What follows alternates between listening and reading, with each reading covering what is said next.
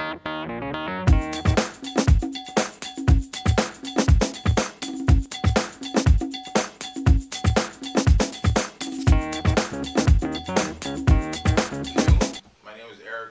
be your educational host for your positive perspective.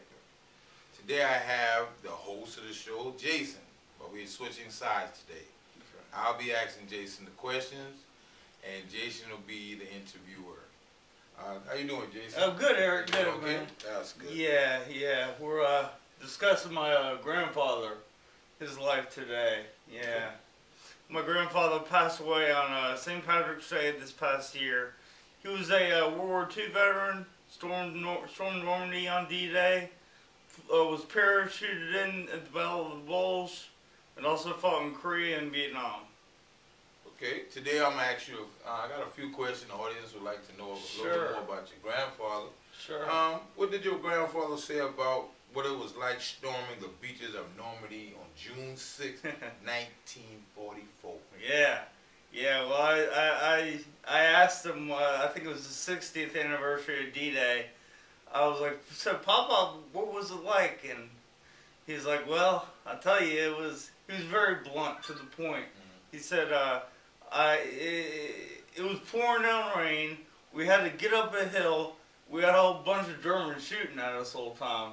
And he didn't say anything, but he was kind of like, do you think it was funny, you idiot? Or you really asked me what was it like? Did you think you would have did what he did back in those days? Oh man, I guess I would have had to because my country told me to. But my papa did say, he pointed out he was never afraid. He's never afraid, and I get a lot of my courage and all that from him. Okay, it says you speaking of courage. What's the biggest thing in your broadcast that mentally prepare you for difficult events?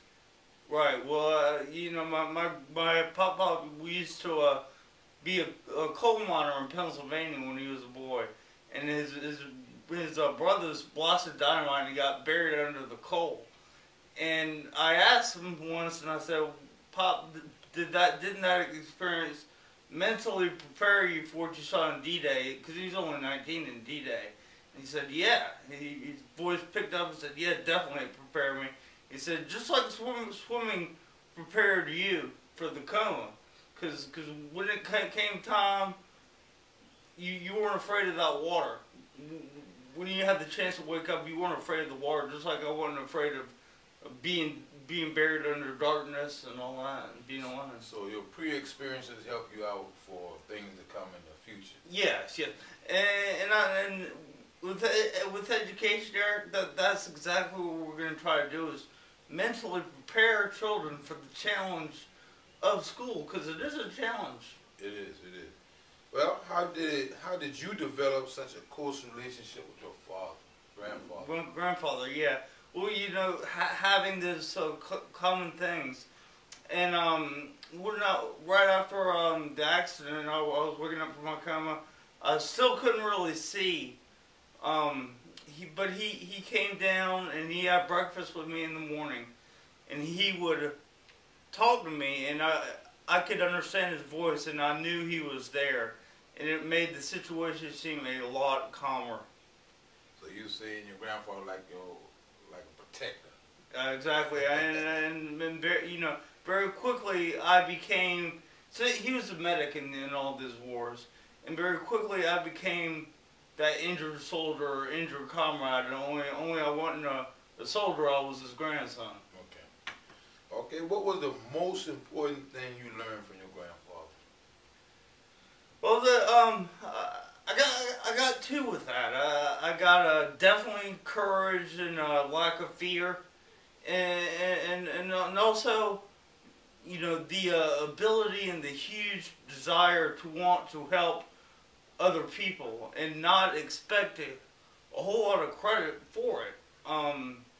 I'm just living my life just like he lived his life, and he did it to the best of his ability, and I'm doing mine to the best of my ability, and I'm just doing things to help people. And he was a huge fan of me when I wrote books. He was actually giving away copies of my first book to nurses at the hospital where he, passed away at. Okay.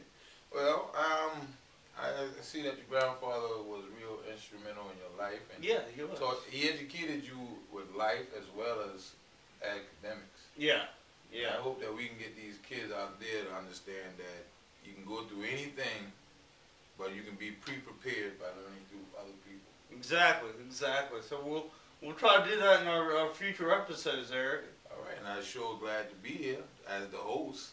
I have Jason and I'm Eric, and I thank you for coming. Thank you.